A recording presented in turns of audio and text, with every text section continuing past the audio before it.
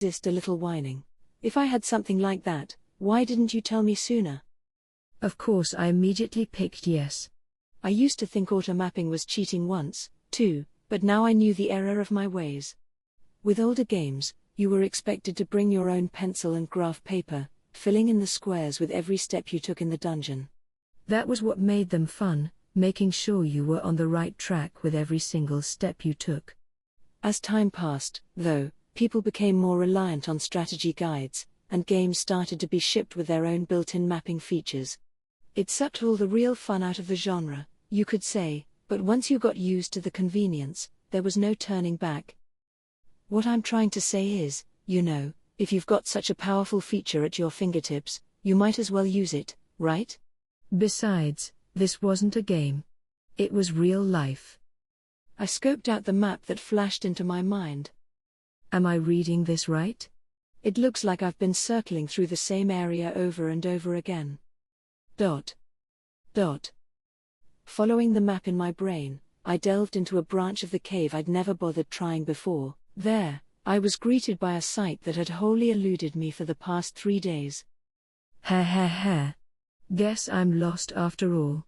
Flustering me like this. This must be one hell of a cave. I gotta hand it to the thing.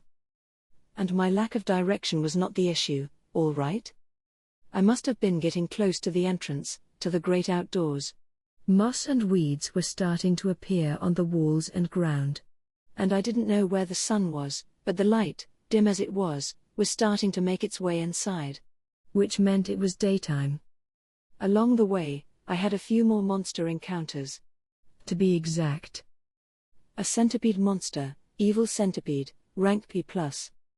A big spider, black spider, rank B. A vampire bat, giant bat, rank C+. A big shelled lizard, Armosaurus, rank B-. No more of those black snakes, though. Maybe that was the only one. They were all pretty strong. Not that I'm one to talk, given that Waterblade was still enough to end a battle all by itself. But the bat guy did dodge my blades long enough to get a few bites in, and my attacks just bounced off the lizard guy's body if I didn't hit it at the right angle. They wouldn't all go down easy. The centipede concealed itself long enough to attack me from behind, but between magic sense and sense heat source, I had enough of a bead on my surroundings that I was fully prepared. One water blade tossed behind me was all it took to end that encounter. The spider, on the other hand. Oof. I always had a hang-up when it came to bugs in the first place. It was as if I was physically repulsed by them. Just one look was enough for me, thanks. Transforming into a slime must have powered up my mental fortitude as well, though, enough that I fought that guy without running away screaming. Sorry, dude, you're getting full blast. 5 water blades at once, thrust deep into its thorax. I didn't want it in my sight for another moment. Not that it stopped me from consuming it afterward, though, nor any of the other guys. Survival of the fittest and all. The spider and centipede gave me a little pause, yes, but I soldiered on. If any cockroach monsters showed up, though, I was definitely making a sprint for it. It wasn't a matter of winning or losing. Just because I could didn't mean I always should. Between this and that, I managed to absorb quite a few monsters in this cave. Let's go over the skills I acquired. Black snake, poisonous breath, sense heat source. Centipede, paralyzing breath. Big spider, sticky thread, steel thread. Vampire bat, drain, ultrasonic wave. Shelled lizard, body armor. Whenever you get a new toy, you want to use it, right? Same here. So I harnessed the great sage to research all the skills I picked up. Basically, I didn't use poisonous breath from the snake. I actually transformed so I could try it out against the lizard, and, whoa. All that armor didn't do jack for the Armosaurus. It literally melted into a puddle of goo before my eyes. Grossest thing I'd ever seen in my life, all those organs and bits of flesh all over the place. I had to spray another salvo of mist to break down the rest of the chewy bits. Last time I'd have to see that, hopefully. Really, this breath was almost too much of a force to be reckoned with. I didn't want to use it much, if possible. Sense heat source, though, was awesome. Pretty much every living creature emits heat. Combining this with magic sense meant that I was all but impossible to ambush. There was no telling what kind of magic or special skills I'd run into once I started dealing with humans or intelligent high-level monsters, so I couldn't afford to let my guard down. Next up, the centipede. I hardly wanted to mimic that guy, what with how it looked and all. Its breath had about the same range as the black snake's, and its form was about the same size as well. As I figured, trying to use it in slime form limited the range to only about a meter. It could come in handy for a surprise attack, I supposed, but if a foe was already within that radius, I'd be sunk unless I transformed or ran, so. The lizard's armor, as I mentioned, put up zero resistance whatsoever to poisonous breath. I couldn't expect much from it. Besides, I already had resist melee attack, so there wasn't much point. Using it in slime form just made my external surface a bit tougher, kind of like the metallic slimes that show up in that one RPG series and give you lots of EXP. It gave a nice metal sheen to my light turquoise body. Whatever it did to me must have changed the way the light reacted to my surface. I didn't want to test how I took damage with that on, though, so its effect remained a bit of a mystery. That little extra tint might help scare my foes into submission, though. That about wrapped up those three. The real meat, so to speak, lay in the other two. They were pretty darn fascinating. First, the spider. Who wouldn't want to imitate that famous superhero who does all the spidery stuff?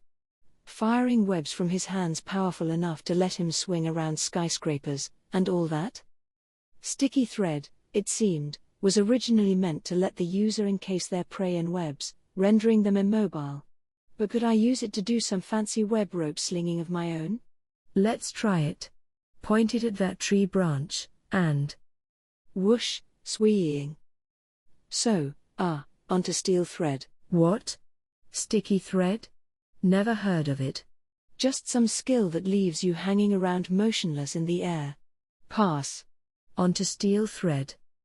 I guess this is meant to block your foe's attack. The spider uses it to help it create an effective, i.e., labyrinthine, web, the sage told me. So I busted a thread out and whipped it against a tree. Whoosh. Snap. And lopped the trunk right off. With magic sense, I could tell that this steel thread would be extremely difficult for the naked eye of a human to detect. If I worked with it a little, I bet it could be a decent weapon. I spent a little time doing just that in case it would come in handy later. Finally, the bat. To be honest, out of this entire zoo, I had the greatest expectations for the bat. But, geez, drain. If it hits, you could use 70% of your target's skills for a limited period of time. Big whoop. Predator was far more effective. Talk about a precipitous drop in quality. And what's the point of sucking someone's blood when you can just analyze their data instead? I'll just toss that one aside. Ultrasonic wave, on the other hand, piqued my interest. This skill had the effect of confusing your foes or making them lose consciousness, but it was originally used for echolocation. Just like bats back on my home planet, you could use these sound waves to suss out exactly where you and other objects were positioned. The skill didn't matter to me. The sonic waves it emitted did. This slime was about to get his voice back. Talk about a stroke of luck. Instead of having to reinvent the wheel from the cells I had, I could just absorb a relevant monster and take the skill for myself. Can I form it into a voice, though? That's the tricky part. So I continued my research. Restlessly, foregoing all sleep, not that I needed it, I walked around for 3 days and 3 nights, testing it out. The end result. I come from outer space. Perfect. It was still a bit distorted, like someone tapping at their throat while yelling through a box fan, but it was definitely a voice. Now all I had to do was fine-tune it. Trying my best to calm my excitement, I began the long, arduous voice adjustment process. These supersonic waves were so useful. I thought I remembered reading something about a weapon that used sound waves. A sonic buster or sonic blaster or something like that? Could I do that? Received. There is a chance that the skill's super vibration may be derived from ultrasonic wave. This cannot be acquired at this time. So I need to derive it or change the skill somehow. Not much to go on, but nothing doing for now, I guess. Not like everything's gonna be handed to me on a silver platter. Maybe I'm getting too greedy, but the more cards in your hand, right? No need to push things along too fast, though.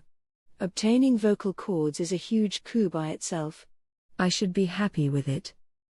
Looking back, I'd obtained a ton of skills in pretty short order as I wandered around, continuing with my research as I aimed for the exit. And while it took some time, I eventually made it. The outside. The first time I got to bask in the sunlight of this world. Feels as if it's been a while, going outside like this. It has been several months, come to think of it. Hopefully the light wouldn't burn or melt me like a vampire, although as a monster, I would reportedly have an instinctual knowledge of what would be dangerous to my continued existence. People do things they know are bad for them all the time, right? No joke. We could learn something from these monsters. The cave, it turned out, was in a forest. The exit was just a hole at the foot of a mountain, more of a small hill, really, which stood out against the vast trees that surrounded it. In fact, thanks to the dense foliage, this hill was the only point you could see the sun from. Take a step into the forest, and all appeared to be dim darkness again. Climbing to the top of the hill, I saw some kind of strange pattern carved into it. A magical pentacle or something? Sure seemed like it. Maybe those adventurers I bumped into were responsible? Guess it doesn't matter much. A wise man keeps away from danger, as they say. I sidled off. A fair amount of time had passed since I left the cave. The sun was starting to set, which indicated that I must have reached the cave exit right around midday. I had a surprisingly accurate internal clock, and it would have been nice if it could have aligned itself with a standardized sense of time. And the moment I thought about it, it happened. Sheesh. Is it this easy to do stuff like that? This sage is one heck of a personal assistant to have around. Anyway, it was now past 4 in the afternoon. About time to prep for dinner, but sadly, I no longer had to eat. I could, but the meaninglessness of the gesture would probably just make me feel empty inside. So I kept messing around with the new skills I'd obtained from the monsters I'd consumed in the cave. How to use them, neat ways to combine them, whatever else I could do with them, etc. Speech was a particular focus. That was what occupied my time as I continued down the path I'd found. No particular destination. It would have been nice if there was a town or village with someone nice I could have talked to, but everything had been incredibly quiet over the past few days. After getting attacked so frequently in the cave, I hardly got any attention at all outdoors. Just once, while practicing my elocution, a pack of wolves started stalking me. I tried to threaten them, I said, and that was all it took. Yip. With pathetic yelps, they scampered away. We're talking multiple enormous canines, each easily 2 meters or so in length, and the sight of a slime freaked them out. Pathetic. Not that I minded being left alone. Getting a wolf's sense of smell would be neat, though. The reaction surprised me enough that I began paying closer attention to my surroundings. Turned out it wasn't just the wolves, not a single monster out there dared get within several meters of me. Were they really that scared? It sure seemed that way, but, why? As I thought over that, my magic sense skill spotted a group of monsters approaching. Nothing like a good crisis to come at you out of nowhere, huh? They were small in size, their equipment plain and crude. Their faces were dirty and devoid of intelligence, but with their swords, their shields, their stone axes, and their bows, they weren't entirely bestial. It took a mere instant for my grey matter to figure out who they were: goblins, those infamous marauders of many a would-be adventuring party. Talk about sticking to the script. No doubt they were here to attack the weakest of would-be heroes, which meant me, I guess. But, really, 30 of them against a single slime? Kind of a lot at once, wasn't it? And yet, I didn't feel so much as a whiff of terror. My instincts told me I had absolutely nothing to fear. Their swords had rust on them, and their armor was thin and torn at the edges. Some of them were dressed in nothing but stained rags. Compared to the hard-scaled lizards and the spiders with massive serrated blades on their feet I had dealt with before, I couldn't imagine their gear inflicting any damage at all on me. Besides, if things got hairy, I could just go into black snake mode and poisonous breath them all into puddles of goo. As I sized them up, the goblin's apparent leader opened his mouth. "Gruh. Strong one. Have you business here?" Huh. Goblins talk. Or maybe magic sense is helping me decipher their grunting. And, come on, strong one? First they're surrounding me with their weapons, then they're rolling out the red carpet for me. What do they want? It got me curious. They didn't look ready to descend upon me immediately. It might be a good chance to test out my speaking abilities. No better time to start than now. I gave the goblins a quick look over. To them, this must have been one of the most frantic moments in their lives. Their eyes, as well as their weapons, were trained on me, although at least a few of them were ready to flee at the least provocation. The leader, meanwhile, was every bit up to the post, his steely eyes practically drilling holes in my gelatinous form. They seem intelligent enough. Maybe this conversation thing could work out after all. But will they understand me? I focused my thoughts on my still newborn voice and gingerly tried a few words. "Good to meet you, I guess." "My name is Rimuru, I'm a slime." The goblins murmured among themselves. Does a talking slime surprise them, maybe? I thought, only to find a few of them already prostrating themselves before me, weapons tossed away. Weird. Jiga. Strong one. We see mighty power of you. Please. Quiet the voice of you. Did I put too much force into it? Maybe making myself understood wasn't such a big deal after all. Plainly, I was freaking them out. I figured an apology was in order. Sorry, I don't have this fine-tuned too well yet. We need no apology from such great form of you. Guess that worked. This is turning into some decent practice.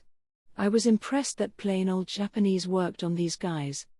With all the politeness they gave me, I figured I should return the favor, but given how terrified some of them were, I might as well show off the confidence they thought I had. So what did you need from me? I don't have any business around here. I see. Village of us is ahead. We felt strong monster nearby, so we came to patrol. A strong monster? I didn't spot anything like that. Jiga. Ragaga. Such joking. You cannot trick us, even with form of you. These guys totally have the wrong idea. Apparently they thought their powerful intruder had disguised himself as a slime. These were goblins, the world-famous lower caste of the monster totem pole. I shouldn't have expected much. The goblins and I spoke for a while longer, and before long, I wound up receiving an invitation to their village. They were willing to put me up for a bit, even. Pretty nice guys, given how scraggly they all looked. So I accepted. I had no need to sleep, but a little rest never hurt a guy. Along the way, I got to hear a bit of the local gossip. It turned out the god they worshipped had recently disappeared.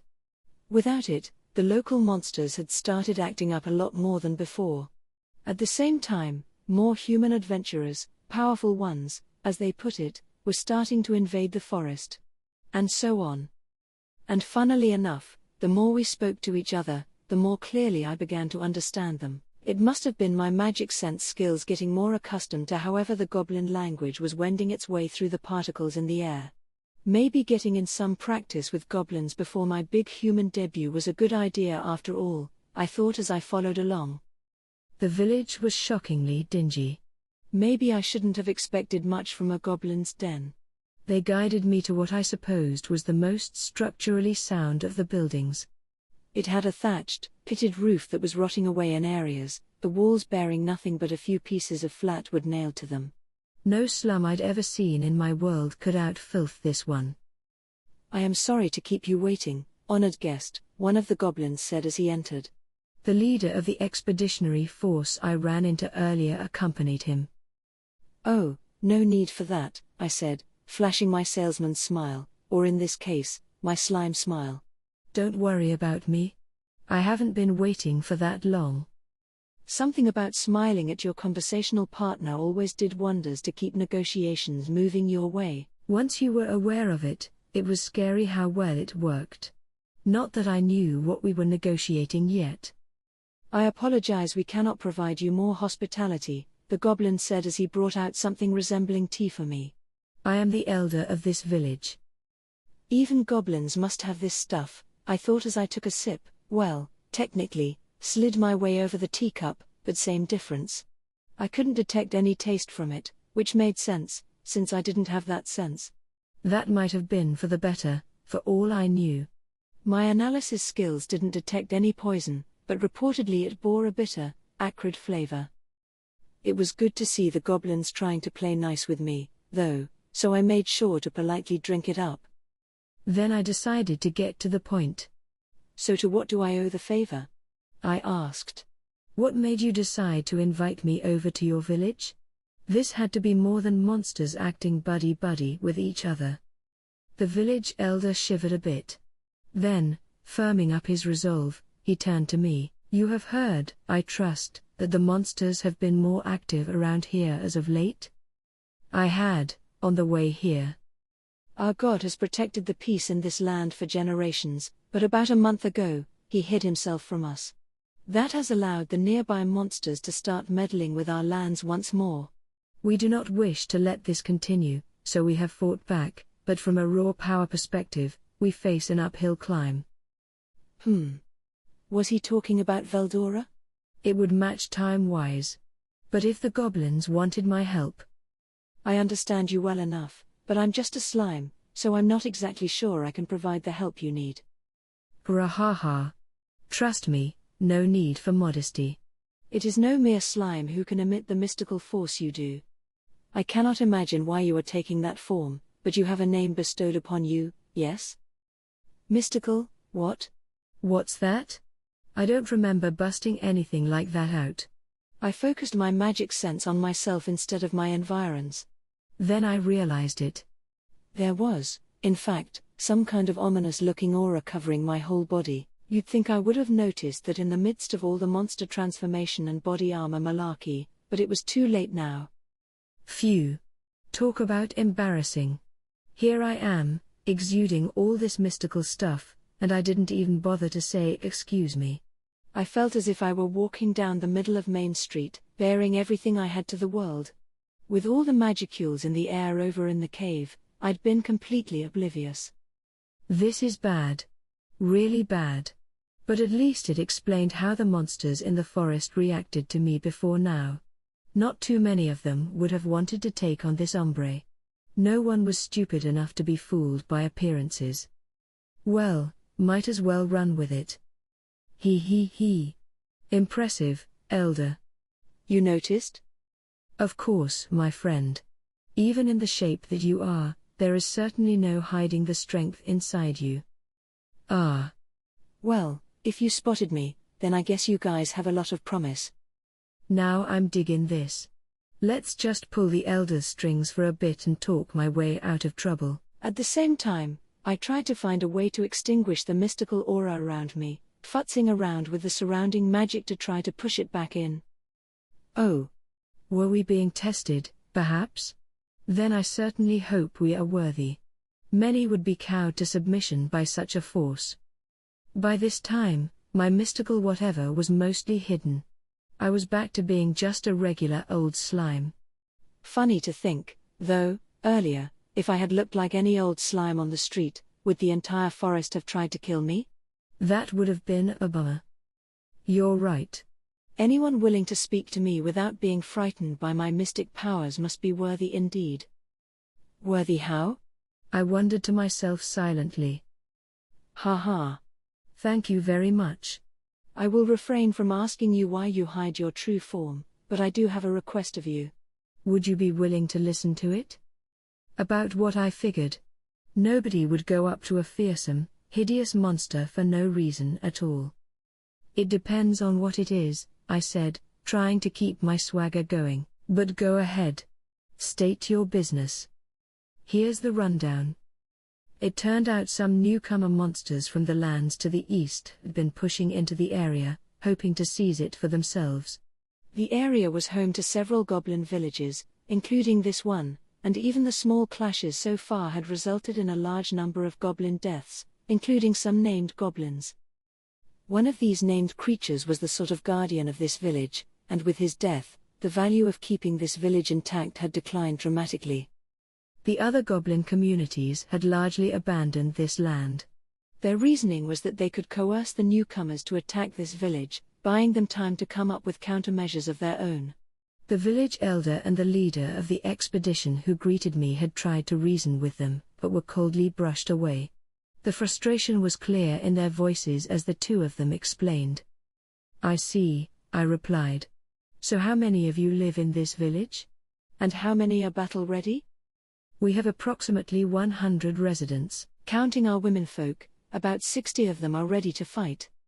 Doesn't sound like much. Pretty smart goblins, though, if they're keeping track that closely. All right. And what types and numbers are we talking about with the enemy?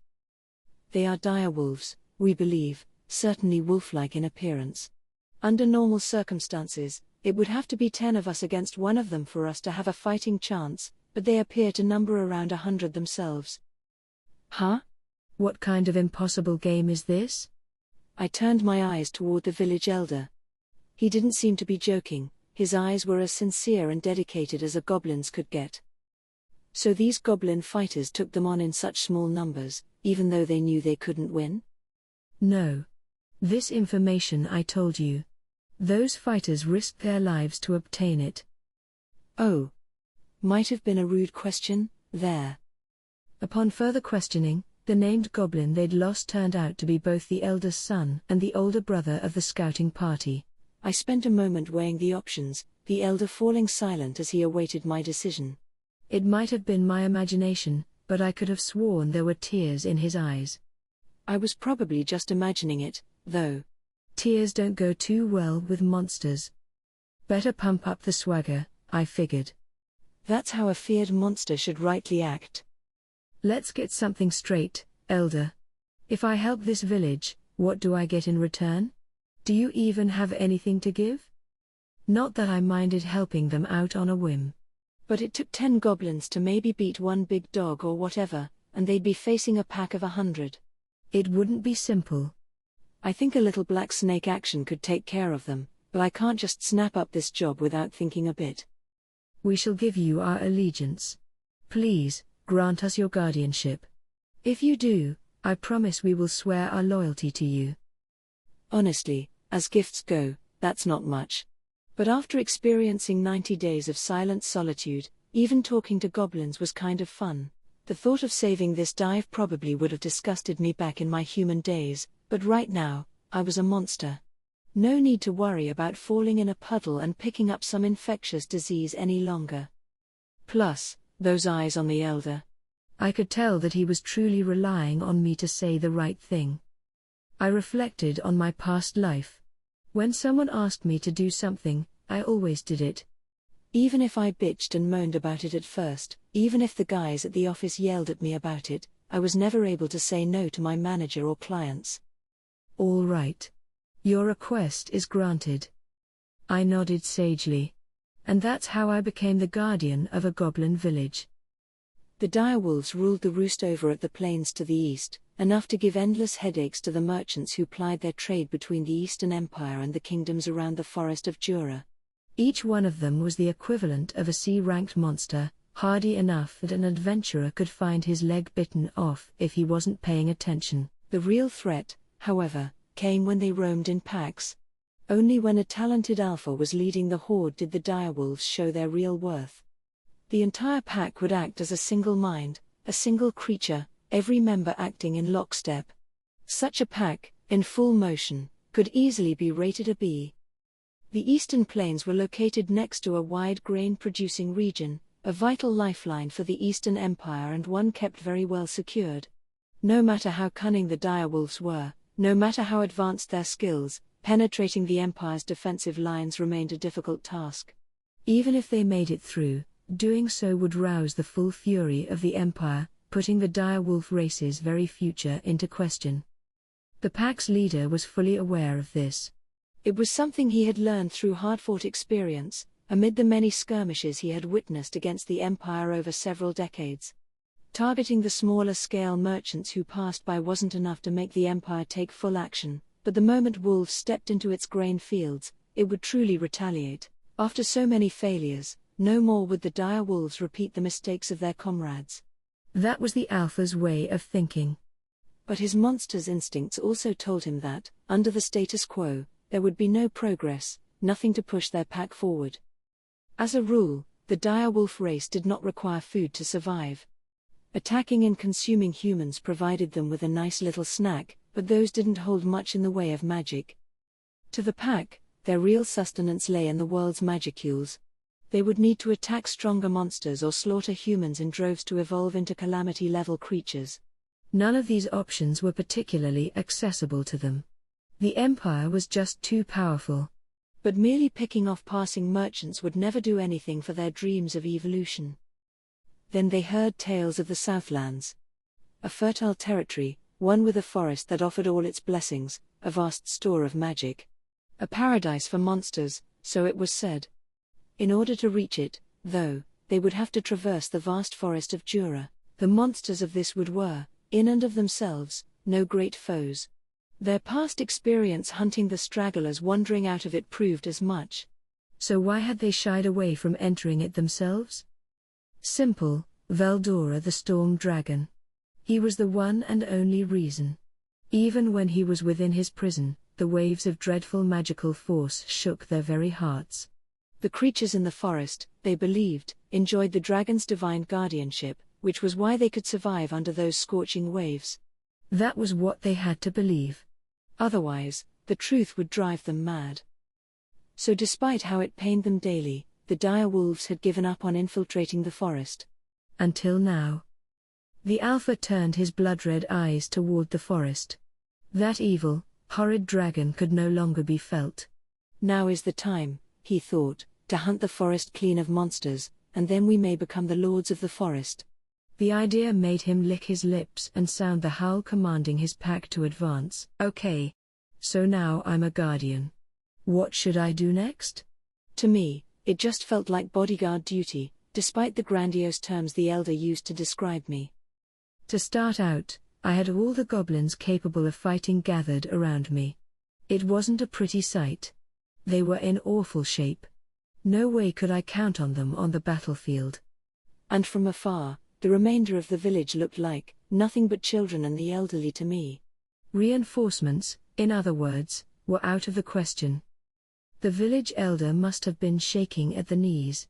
Even if they fled the village right now, they'd practically starve before the day was through. Meanwhile, the goblins around me were all staring with an almost religious faith in their eyes. This was heavy, man. To someone like me, who lived a fairly easy-breezy life, those gazes added a lot of pressure. Right, I said, do all of you know what kind of situation we're in? I wasn't trying to make a joke. I just couldn't think of anything inspirational I could say. Yes, sir. The goblin leader instantly replied. We are preparing for a battle to decide whether we live or die. The other goblins around him must have felt the same way.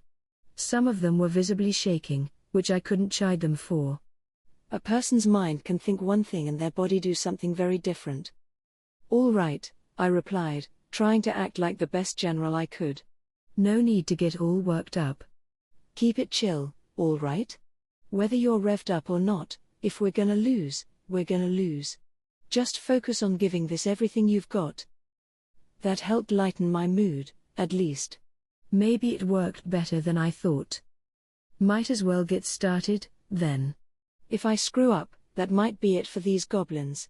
But I gotta stick to my guns. I wanted to bring some swagger into this, and now I'm gonna. With a moment to collect my thoughts, I gave my first order to the goblins, an order I would give many times to come. Night. The direwolf's alpha had his eyes open. It was a full moon, the perfect night for a battle. Slowly, he rose, surveying the area, the the rest of his pack looking on with bated breath. Just the right amount of intensity, the Alpha thought. Tonight, they would level the goblin village, establishing a foothold for themselves within the forest of Jura. Then, slowly but surely, they would hunt the monsters around the area, expanding their territory until they ruled the woods. Soon, when the time was right, they would turn their eyes toward the south, invading it for the power it held. They had the strength to make it happen. Their claws could rend the flesh of any monster, their fangs could pierce any armor. Oh. The Alpha gave the signal. It was time to let the carnage begin. There was, however, one concern. The Alpha had sent a scout a few days ago who had come back with some perplexing news of a small monster that let off a strange, mystical force. Enough to surpass that of even their Alpha. He had shrugged off this report at first. It was too preposterous to entertain. He himself had detected nothing of the sort in the forest. Every monster they'd encountered was a comparative weakling. Up to this point, nothing even resembling resistance to their advance had appeared, and they were almost in the dead center of the wood. A dozen or so goblins had picked off one or two members of their pack, but nothing else. The scout must have been too excited about the upcoming hunt to think straight. That was the Alpha's conclusion as he kept his eyes forward. Ahead lay a village. It was situated exactly where the scout said it was. He had followed the trail of a wounded goblin straight to it. Nothing about his report suggested it to be a threat.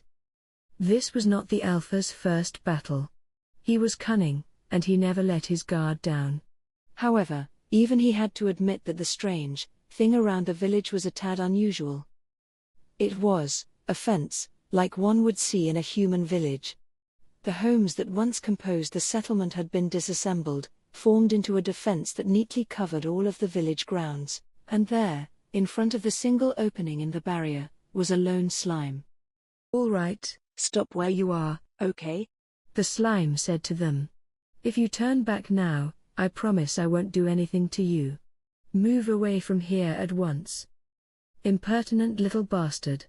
Leaving just one entryway open to block a mass attack. Just the kind of shallow thinking one should expect from a garbage monster like this. Our claws and fangs would make mincemeat out of that rickety old thing. It was time to show this slime their true power. The Alpha gave the order. As if they were his own right hand, about a dozen dire wolves immediately set off to attack the fence, the picture of coordination, the exact reason the pack essentially functioned as a single monster. The thought communication skill enabled their collective behavior. It was far faster than giving verbal orders, letting the pack work in perfect tandem. The first wave should have been all it took to destroy the fence. Instead the Alpha, already picturing a screaming rabble of goblins struggling to flee after the miserable failure of their stratagem, let out a surprised yelp. The force he had sent toward the fence had been blown straight backward, some of them bleeding profusely as they writhed on the ground. What could this be? The Alpha kept his mind sharp as he surveyed the area. The slime by the entryway had not moved an inch. Did it do something? One of his men sidled up to him to report. "It was him, boss. The thing with the mystical force that outclassed yours." Nonsense, the Alpha thought as he looked at the slime. It was a small monster. They would occasionally be born here and there along the plains. Even calling them monsters at all seemed absurd, their whole existence was petty. That thing, holding more force than me? The Alpha fumed. Impossible. Few, indeed, were the monsters more sly and crafty than the Alpha. He had years of experience to draw upon, and he could summon it on the fly to calmly, nimbly formulate a new plan. And his years of experience told him that this monster could not possibly be stronger than he was. Right there, for the first time, the Alpha committed a fatal mistake, one that would ultimately decide his fate. "You wretched little worm of a monster, I shall crush you to pieces." Yeesh. That was a shock. I didn't think they'd go lunging at the joint straight out. I even gave them that heroic little speech about how I wouldn't do anything if they turned back, but they totally ignored it. Instead, the dire wolves all started moving at once, attacking the fence from pretty much every angle they had. I was hoping we could talk things over a little first, but they forced me to throw out my entire script. And after all that rehearsing I did while the fence was being built. The first order I'd given the goblins was to show me where the wounded were. Adding a dozen or so survivors to the 60 fighters we had wouldn't make the work go much more efficiently, but given their devotion for me, I wanted to do what I could for them. They were all lying down on the floor of a large, fairly unhygienic-seeming building. Looking over them, I started to think. Apparently, they're using some herbs to treat them, but left to themselves, they'll die before long. They were all in rougher shape than I'd thought, skin slashed by teeth and claws, and some were sporting nasty-looking gashes with God knows what growing out of them. Better splurge a little bit, I figured as I took action. Consuming the wounded goblin closest to me, I sprayed some recovery potion on him, then hawked him back up. The elder prepared to say something to me, but he thought better of it as I worked my way down the row, swallowing, splattering, spitting out. After I'd finished up with a few of them, I took a look behind me. There they were again, kowtowing to me. What is with these guys? They must have assumed I'd resurrected them with my powers or something. To avoid future misunderstanding, I opted to just spit the potions out directly from there on, healing the goblins' wounds out in the real world. The healing process took a little time, but it worked. Once I was done with everyone, I gave the remaining goblins a new order, the fence. A simple wooden affair would have been fine, I thought, but we didn't have much time or material to work with. We had to go with what we had, so that was what I did. Without a moment's pause, I had them tear down their homes and use the wood and other components to fortify the whole community. In the meantime, I ordered the goblins who were decent with a bow to go on scout duty. I warned them not to wander too far afield. Wolves were bound to have good noses. I could tell by their eyes that they were willing to sacrifice themselves for the cause. They were ready to shout out by my very life. At any moment. A lot more bravado than I really needed right now, but I doubted there was any quick fix for it. As night fell, around a day after I arrived at the village, the final planks were on the fence. The finishing touches were mine. Spider silk to strengthen and solidify the paling and a few steel thread traps here and there. Anyone touching the fence without knowing the secret would be carved up before they knew what hit them. I'll have to remember to go fetch a body or two later. I made sure the fence had a single entryway on one side. Once it was lined with sticky thread, my job here was done. All that remained was to wait for the scouts to come back. By this time, the wounded goblins were starting to wake up, healed from their wounds. They furtively poked their bodies, staring curiously down at themselves. Looks like that stuff packs a wallop. I'd assumed I'd need to apply several doses to the graver looking of the patients, but it worked a hell of a lot better than I'd thought. I had no complaints about that mistake. After that, I had the goblins collect the extra material, pile it up in the center of the village grounds, and set it on fire. It reminded me of more than one camping trip, but now was no time for marshmallows. We would need to keep watch the whole night through. I offered to handle it alone but was sharply refused. Nothing doing, so Rimuru. We could never allow you to shoulder such a heavy burden. She is right. We will handle watch duty for you. Please, Sir Rimuru, take the time to rest a little. The rabble around us echoed their approval. I appreciated the thought. They had to be far more exhausted than I was by now, but I agreed to handle the watch in shifts and rest when I wasn't on duty. Just before midnight, the scouts returned, some wounded, but all safe. The dire wolves had begun to move, they said. Funny how I thought they were these ugly, filth-ridden monsters 2 days ago. Now I was starting to feel actual affection for them. If I had my way, I thought as I applied the final sticky thread to the entryway, I'd like to get them through this without losing a single one. So that was our prep process, more or less. Hostilities were underway, so there wasn't much else I could do. At this point, we had to stick to the plan. I wasn't convinced the fence was strong enough to hold, but fortunately, the dire wolves couldn't grab hold of it long enough to do much. The traps mostly sprang just as I'd planned. That was a relief. Anticipating this, I had ordered small slits built into the fence at regular intervals. Those openings were for arrows so the goblins could attack from the inside and interfere with the enemy's movements. They opened fire, and even with their crappy aim, they made more than a few direwolves scream their last. A few of the enemy force tried to pry the spaces open and break in that way, only to have their heads caved in by the stone axe-wielding goblins on either side of each hole. 2 hours wasn't nearly enough practice time, but this village was playing for keeps. They listened to everything I said, understood it, and took action. And we were reaping the rewards. The wolves were strong, yes, capable of taking on a gaggle of goblins at once, and maybe they were even stronger as a pack. But if they were powerful solo, we could just strike 'em all together. If they were powerful as a team, we'd make sure they couldn't team up. Use your head, and you can make it work. The strongest creature in the world, after all, is a human being with a little intelligence. Your luck just ran out, I thought to myself as I stared into the cold eyes of the direwolf boss. Some stupid animal beating me? How conceited can you get? The confused direwolf alpha was shocked at how far awry his plans had gone. His pack was beginning to fall into disarray. That couldn't be allowed to continue. The direwolf tribe shone its brightest only when grouped together. Mistrust in the alpha would lead to fatal results. He understood that, too, and that was why he then made his greatest mistake of all. He was enraged at the weakness of his pack, unable to overcome a simple fence, but he was even more afraid that his team's frustration would soon be directed at him. I need to display my strength to them, he thought. I am the strongest of my pack.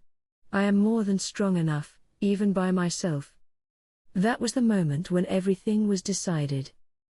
My eyes were still firmly upon the direwolf boss. To the goblins, he had disappeared, I assumed, but to me, he was ambling along at a yawn-worthy pace. Everything was going to plan. I had considered a few possible outcomes, and now one of them was playing out in front of me. These were animals, after all. Not ex-humans like me. The sticky thread over the entryway immediately captured the boss. For all I knew, the silk wouldn't be enough to keep a direwolf leader stuck tight. There'd been no way to test it beforehand, but that didn't matter anymore. The sticky thread was there just so we could keep the boss in place for a single moment. If I didn't hold him in place and he dodged the ensuing water blade attack, that would look super lame. Or worse, I could catch my team in friendly fire. In the midst of a battle, that was entirely possible. That was why I devised the trap. But maybe I over-engineered it a little. These guys hadn't even gotten the fence down yet. I'd considered lining the entrance with steel thread instead but opted against it, worried that it wouldn't be enough of a final blow. In situations like these, it was my job to play the ultimate strongman, the ruler of the roost. That was what all this was for, and that's why, without another moment of self-doubt, I launched a water blade at the boss's head. It hit home. The head launched upward, and then gravity took it. I had killed the boss, and more importantly, I made it look like a laugh. Listen, direwolves. Your leader is dead. I will grant you one final choice. Submit to me or die. So how will they deal with that? Will their boss's death drive them into such a frenzy that they'll bum rush me? I'd like to avoid that, if I could. The remaining direwolves showed no sign of moving. Oh. This isn't gonna be one of those I'd sooner die than submit to the likes of you things, is it? 'Cause if it is, it's gonna be all-out war. We were still losing numbers-wise, and we'd definitely take some casualties. We made it this far without any goblin blood. I doubted we'd lose at this point, but I'd prefer it ended without a struggle. It was oddly quiet, compared to the pitched battle of a moment ago. I could feel the gazes of the direwolves upon me. Amid their stares, I gradually started glooping forward. I couldn't tell how they'd interpret this, but I wanted to hammer it home that their boss was dead. In a moment, I was at the alpha's limp body. Nobody offered any objection.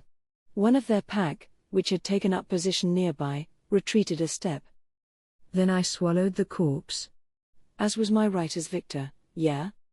The sage's voice rang in my mind. Analysis complete. Mimic, direwolf ability obtained.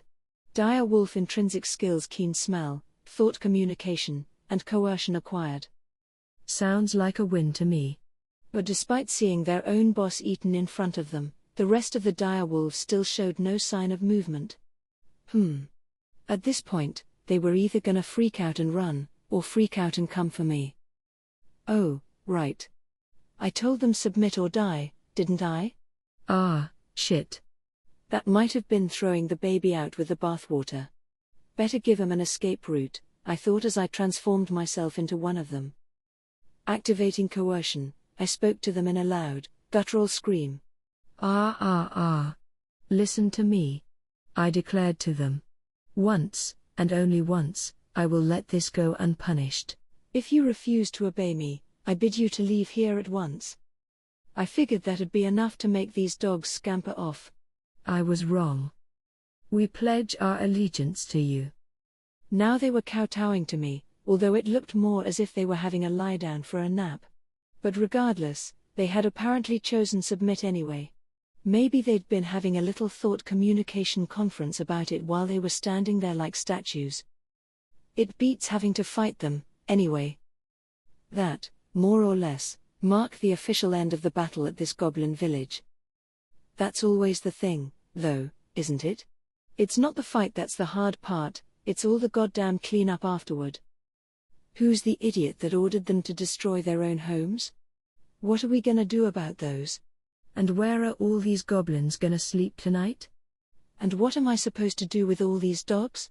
I mean, sure, we killed off a fair number of them, but that's still, like, 80 more mouths to feed.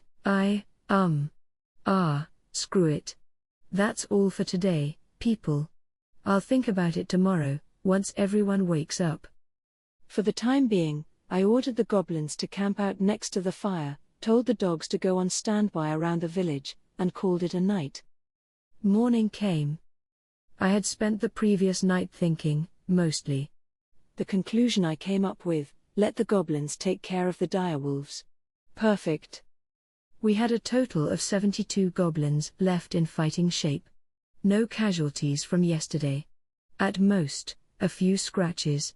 Meanwhile, we had 81 surviving direwolves parked outside the town fence, some wounded, but none so badly that a little recovery potion didn't prop them right back up. They could have recovered themselves, I reckoned, with their intrinsic healing skills.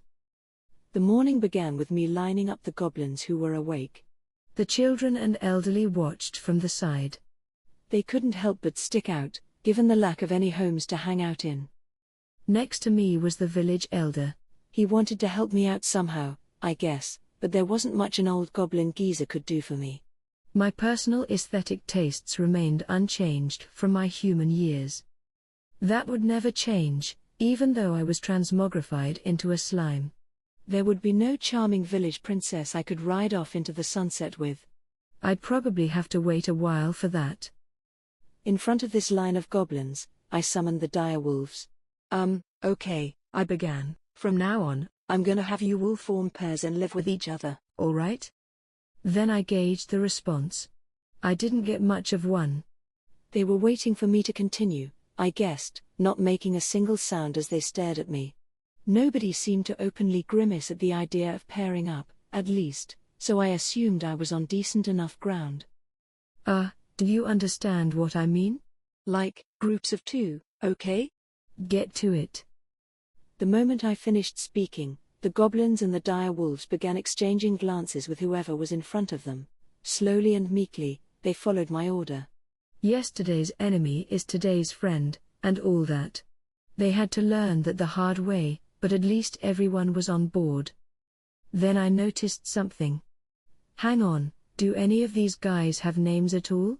How are they supposed to call for each other and stuff? What a pain in the ass. Elder, I said as I watched the pairing process unfold to my side, it's too inconvenient for me to refer to you and your people. I'd like to give names to you all. Would that be all right? Everyone must have heard me somehow.